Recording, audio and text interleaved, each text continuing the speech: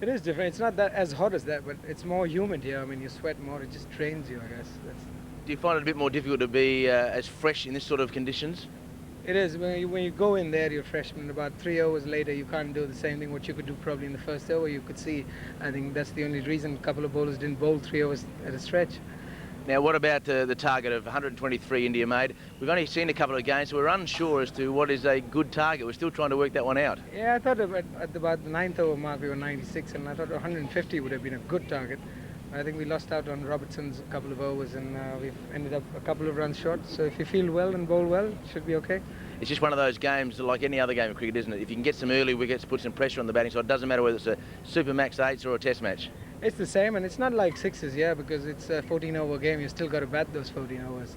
So, I mean, if you get a couple of early wickets, it should be good. Now, what about a tournament like this in the middle of the year for you? Is it you've had a bit of a holiday, a bit of a break, and suddenly you get these humid conditions? What do you see the next 3 days as far as the future for India? Is it important for you? It is important. I mean, everybody's looking forward to this, all of us, and there are a couple of guys who not yet made it to the Indian side, so I think they're very keen, and so are we. I mean, once you get in there into the middle, you don't want to lose any game. You're trying your best. Do you see it's very important for the younger players that you mentioned the chance to play against some international players from other sides as well? It is, because I think last year Agarkar and Kanetkar were over and they did pretty well, and they've come on now playing for India and they've started doing well. It just gives you confidence to play. I mean, if somebody comes out there and bowls, say, one of the test players out, and he gets that feeling that he's part of that league, and it's very good for them actually. Now, what about for India upcoming? What's the future, the short future in the before the World Cup next year? We've got Sahara Cup coming up, and we're going to have a camp starting next month sometime. So hopefully I'll make it to that. Now, what about the Commonwealth Games? We're not going to see the best Indian side. The Sahara Cup will take that over? I don't know, because it's all up to the board, and whatever they decide, we're going to do that. And if they want us to play here, we'll be playing here, and in Sahara, we'll try and do the both. And a little bit of rain forecast this afternoon. That would be a pleasant change, I would think, for you. It'll be a very good change. I mean, especially if you can beat Australians in this game, and then it rains off tomorrow, we're okay to the finals. Jay, your players are out there getting ready. The young players that you talk to are going to bowl. What sort of instructions are you trying to give your younger bowlers today, given they've hardly got any fieldsmen to help them? Yeah, there's no fieldsmen, so all you've got to try and bowl well. If they bat well, you've got to bowl straight. If they miss, you've got to hit the wicket. That's the most important thing in this. Because as long as they keep middling it, you haven't got many fielders around. But if they miss, you've got to hit the wicket. If you're going to be straight, I mean, if they hit you for a couple of sixes, it's okay, but try and be straight, and if they miss, you've got to hit. Well, you're standing in the max zone yourself.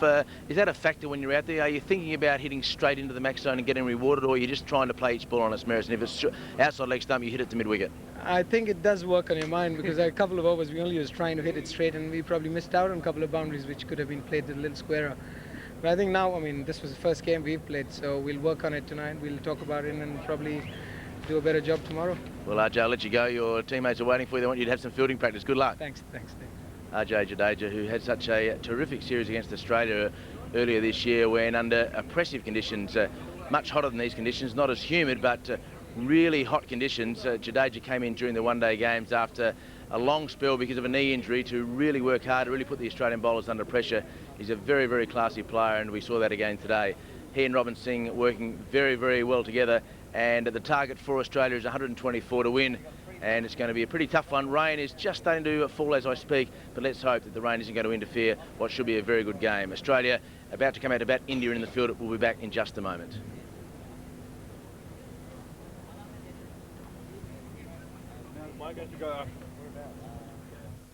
Stand by, Fox Sports Australia, coming to you in... Well, welcome back to Kuala Lumpur. We apologise for loss of sound at the end of the Indian innings.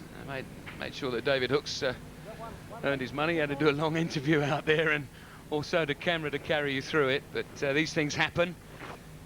There's pictures and sound coming right the way across the world from you, so bear with us. We've managed to fix the problem, and we are looking now at Michael Di Venuto opening the batting for Australia. He's opening the batting with Greg Blewett, who's off the mark already with a single.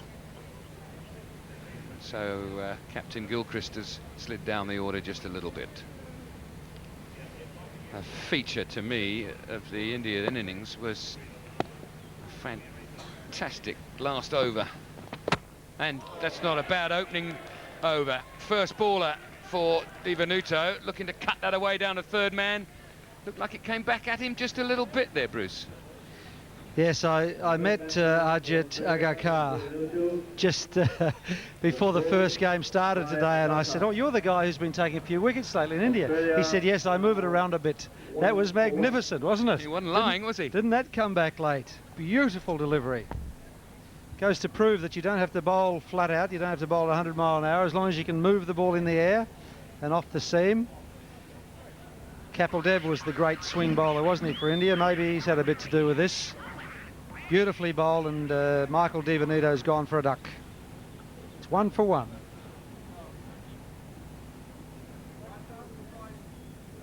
Nobody wishes that on any batsman. The first ball, I don't know about the shot selection. I know the ball came back at him a little bit, but I think it had always pitched on off stump. And okay, it ended up hitting middle because it came back a little bit, but he's looking to run that, open the face and run it down to third man. Maybe a better decision would have been just back down the wicket. You allowed one dot ball, for goodness sakes, and he just got out there. Ricky Ponting at the crease. So Ponting blew it. This could be very entertaining. Or from India's point of view, if this young man keeps this up, there you go.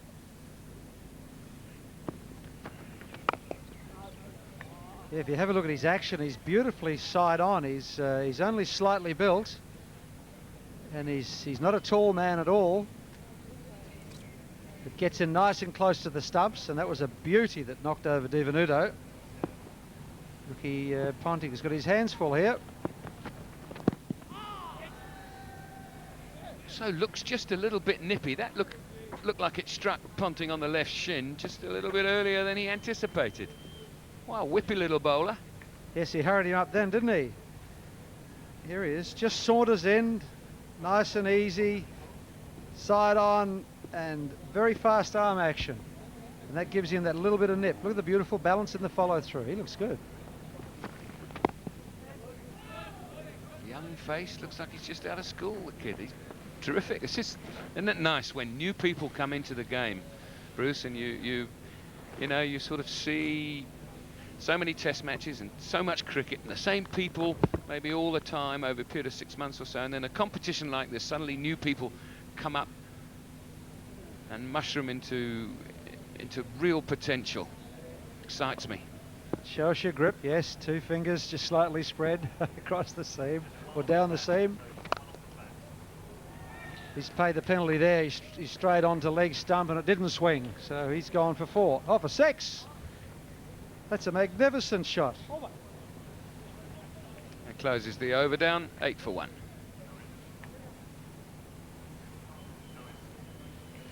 And that's where the young enthusiasm will just learn a little bit. Here he bowls to a seasoned player. It's just leg stump, isn't it? Thank you very much. I'll pick that up. Perfectly timed and over the rope. One more time. Look at that. Look at the balance there, eh?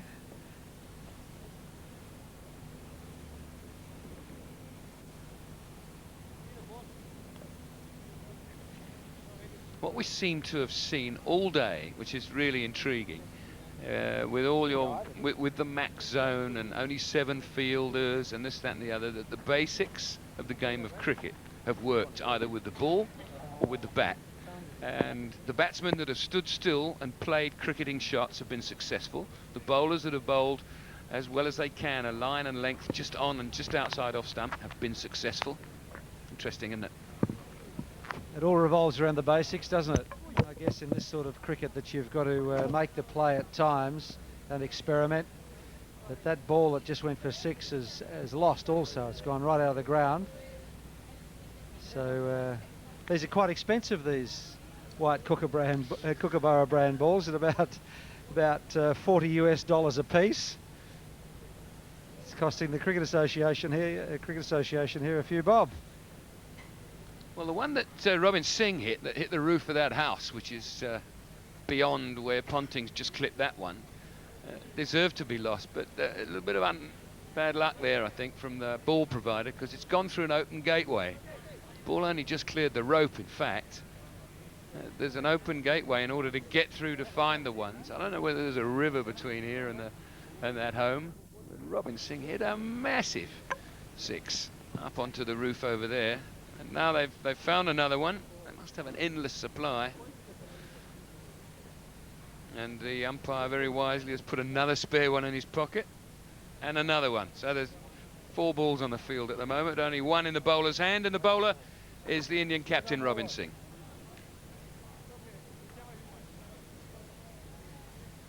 So the Aussies need 9 and over to win this match. They lost Di Venuto for a duck with a beautiful in-swinger from Mugakar. 9 for 1. And it'll be Robin Singh. Right arm over. He played a beautiful innings for India with the bat to Blewett.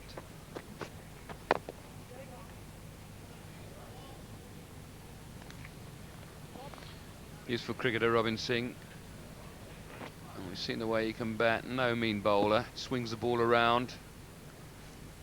Achieves change of pace as well.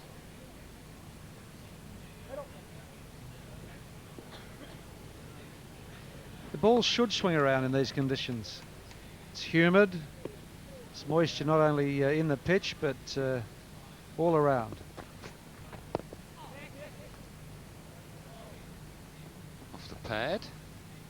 Or was there an inside edge there? No, it was off the pad. I thought that might have been worth just a small inquiry. Yeah, oof, I'd have certainly had an ask for that, but some will tell you that I used to ask for everything, but that looked quite straight. I couldn't believe it didn't appeal. Hey? If that was a test series in India, there'd be a big appeal. Blewett, of course, off the back of a brilliant 65 this morning off 24 deliveries, so he's feeling quite good. He doesn't want to be too overconfident, though. He still wants to sort of just remember that there's a job to be done here. It doesn't look the biggest total in the world. It isn't the biggest total in the world. You don't want to be 3 down before you get to 30.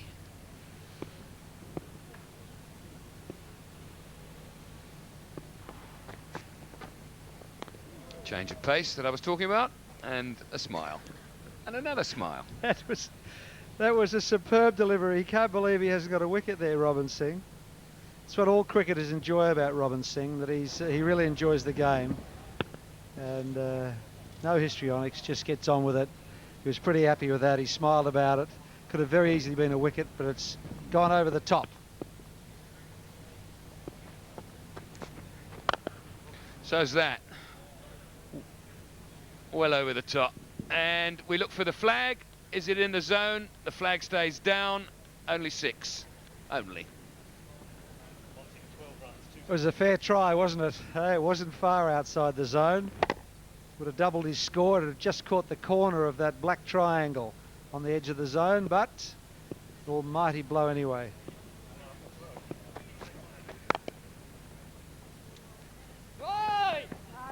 It was a superbly played shot, partly because just of the execution, and we saw it. We saw that, was plain to see, and also from the ball before. Completely fooled. 19 for 1.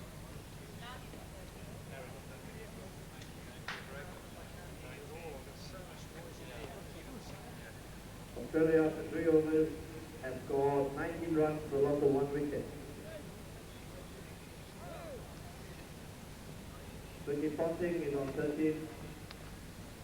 And Greg Blewett is on 2. Blewett not out 3 from 4 balls. He's lagging behind what he achieved this morning. Ponting 13 from 7. Di Venuto, the man who received 1 delivery, and that was enough. Good bowling. He knows that he wants to come straight down the ground, Ricky Ponting.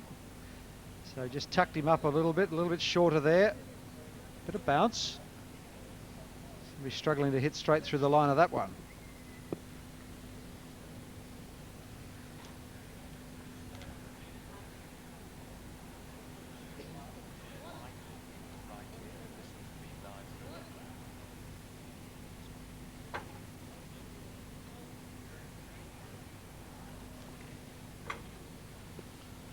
Agakar, he's certainly impressed us. Another impressive shot from Ponting. Through extra cover and good running from the two of them. I say first impressions is that it's quite a small ground, and it's not the case really. It's not too wide, but lengthwise it's a reasonable size, and we've seen a lot of twos run hit into orthodox areas like this, and long off runs round. They were very comfortable too, and that's a very comfortable 4. How good was that? I thought the cover drive for 2, the previous delivery, was just exquisite, but my goodness, what magnificent timing. Agakar is trying to take the ball away from Ponting. He's just gone with it, and a square drive on the rise. Magnificent. And the fine leg up, saving 1. You can't get it anywhere near leg stump, young man, no matter what you say about it. Geez, beautifully balanced at the moment, Ponting, isn't he? Head in perfect position. Just goes straight through the line of the ball and closes the face of the bat, and away it goes for 4.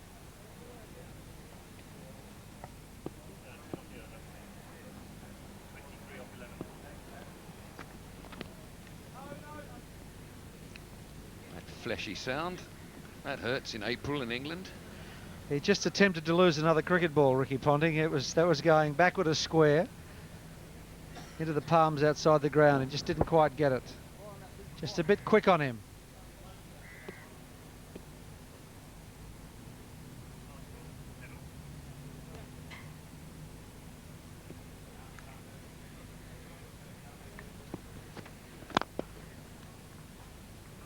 Recovers just a little bit. 10 off the over, 3 overs gone, 29 for 1, Australia.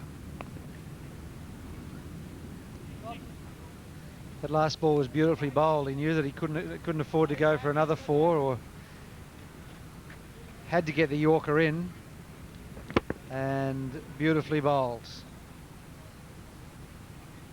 There was 10 runs for that last over, and Australia are now 29 for 1. Looks like he should be at college.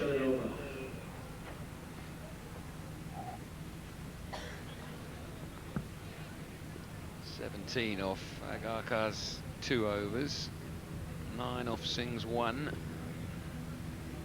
India could do with another wicket right now, just to hold things up. That sort of clubbed away by Blewett. More than anything else, no real timing in it. Just made his way down the pitch and slapped it to wide mid-on. But good running. He charged a few this morning. I think the pitch is a little quicker this afternoon than it was this morning, and the ball will hurry onto him just that little bit quicker, and he won't have the time to play those shots this afternoon. It's dried out a little, so he'll have to be careful here he doesn't swing across the line of the ball too much. No, no, no, Mr. Singh, you cannot bowl there. Not with your fine leg up. Well, you shouldn't really bowl there even when he's down.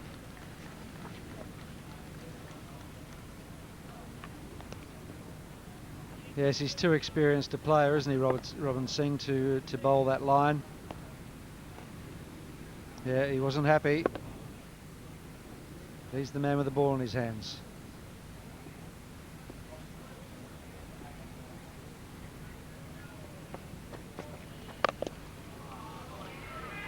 Blew it very quickly onto that, but beautifully caught in the deep. I was just about to announce 4, and that's a big blow for Australia.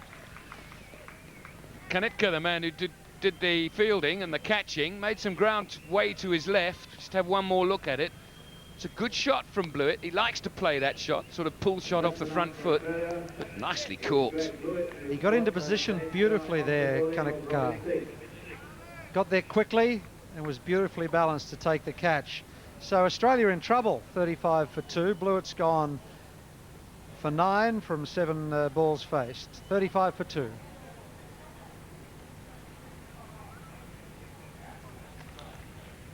Robin Singh, after a disappointing previous delivery, giving away 4 down the leg side.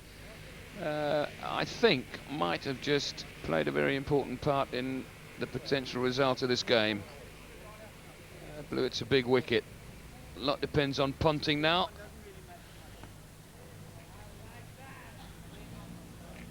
And the man who joins him, Andrew Symonds.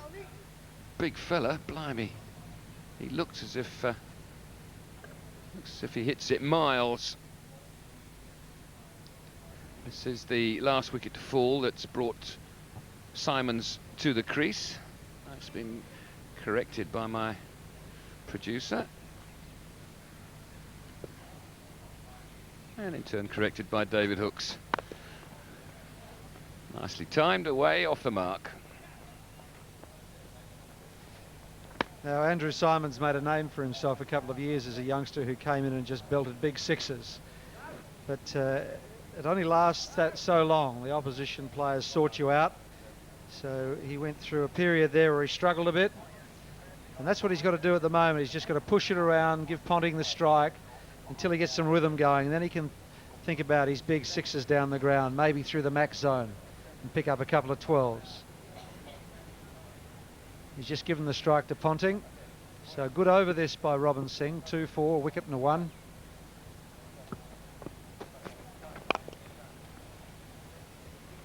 Again, tremendous balance. Oh, and not tremendous fielding by a man who's just caught a very good catch. Getting it all wrong there, and 4 more to Ponting. Gee, that's disheartening for the bowler especially. It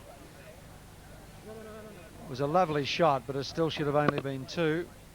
Look at the balance there with the footwork and the head positions, glorious. That's what I like about Ponting. Well, that's terrible, isn't it? He won't like to see that in replay. But when he plays the ball on his pads, his head's always over his left toe. Magnificent. Comfortable too, just knocked it into that big hole there between mid-wicket and long on. 42 for 2.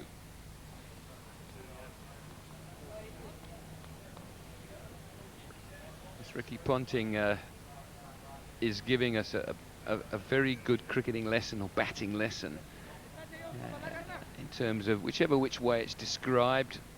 Bruce Yardley's just described it as he's being so nicely balanced that his head, when he's playing off his pads, is over his left toe. Another way of describing it would be that he makes contact with the ball under his eyes. They all sound simple things to do, but how many people do you see fall over a little bit towards offside when playing on the onside? And Ponting's giving everyone who's watching this exhibition of batting an absolute lesson in how to play on the onside. Let the ball come to you, make sure you remain upright and strike it when it reaches you under your eyes, or keep your head over your left toe, as Bruce described just now. Andrew Symonds having a look around. And it's Joshi now. He's an experienced campaigner, left arm spinner.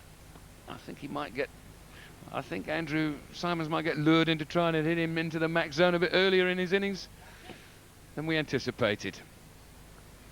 Well, he's going to come around the wicket, fire in towards off stump. Intentions made pretty clear. Charge down the pitch first ball turned too, and he just about reached it. Yeah, I wonder sometimes about these guys, you know, international cricketers. First ball he's bowled, he's down the track. He didn't know how much it was going to turn. It turned a lot. Could have easily got a top edge to that man at backward point there. Yeah, I reckon if Symonds didn't have arms 4 foot long and a long handle bat, he might not have reached it.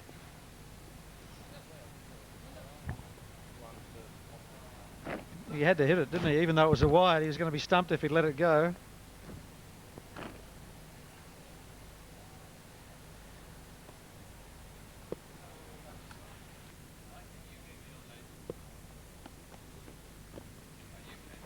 Oh, my goodness. Gracious me. He's done it again.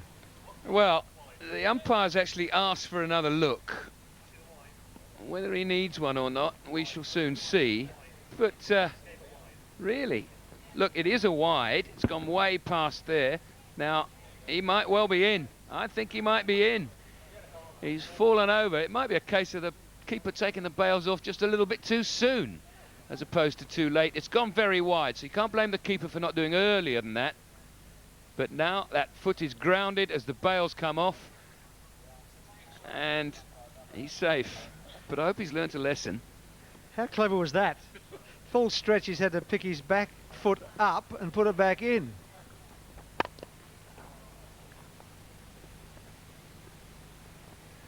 Surprising he didn't fall flat in his face, but he made it. Have one more look at it. There, now the keeper's had to take that from very wide. Takes a long time to get the ball back to the stumps, and that's what saved him. And Ricky Ponting showing him how it should be done. Orthodox cricket shots.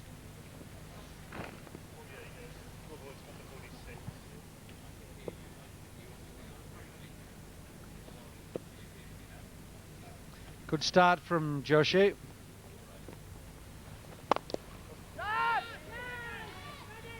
Jadeja, now, did he pick that up straight away? Because he was very lethargic in terms of making ground. It's only bounced, what, 1.5 meters, 2 meters max in front of him. It's happened a few times today where the players really haven't gone for the catch, and maybe we've got to give them the benefit of the doubt. The fact that the ball is coming out of the white sky, it's really quite bright. At the end of 5 overs, it's 50 for 2.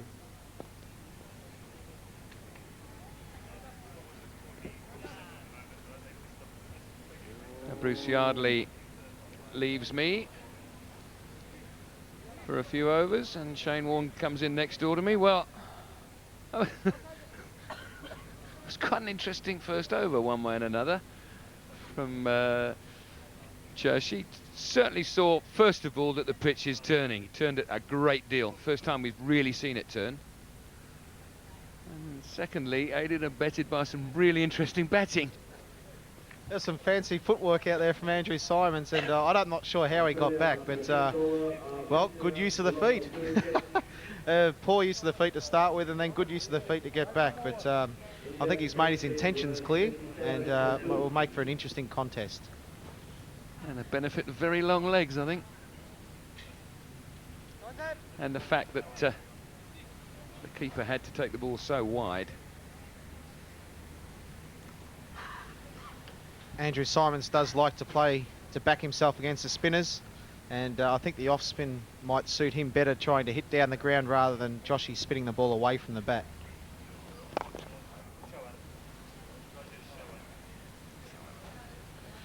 Ricky Ponting probably likes the quicks better than the spinners, but is no mug against playing the spinners, and I think Andrew Symonds is obviously shown his intentions clear, and he's going to go out there and just try and get as many as he can, as quick as he can. Rajat Shoman is the off-spinner mentioned. He got a little bit of turn there too. It was quite clever bowling. The batsman Andrew Symonds tried to get outside the leg stump, give himself a little bit of room. He just followed him in there. Well bowled.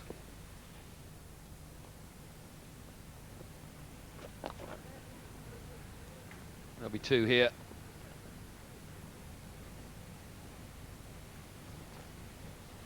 We've talked about a lot of times today, Robin, about playing proper cricket shots. We see Andrew Symonds moving a lot around in the crease, using his feet, trying to get the bowler to do something different. And Chauhan's been equal to the task so far. He's bowled a couple of excellent deliveries. That's down into the zone and over the long on's head, but has it gone for 4 or 6? 4. Ooh. The bowler will have something to say about that, I should think. But that's 4 for bat, doubled up to 8 because in the zone. This is when you hope it's going to go for 6 if you're the fielder. Yeah, that's right. It's interesting that it's actually gone for 4. That's a great shot through extra cover from Andrew Symonds. He is a clean hitter of the ball, and it's going to be an interesting battle here for Chow. Has been hard work for the spinners here, but he's really going to have a dip here. Symonds lived dangerously, but now he's being dangerous. Oh, all right. Let's play the whole range, why not? Well, two fascinating overs we've watched from two spinners against the same batsman, all with different results. 67 for 2. Andrew Simons is, he has got a lot of talent, but, well, one thing for sure, he'll keep everybody guessing. I think sometimes he's not exactly sure what he's going to try and do until right at last minute. He's having a nice little laugh here with Ricky Ponting. Ricky's probably telling him, listen, mate, just play straight down the line. Yeah, okay. We see the reverse sweep.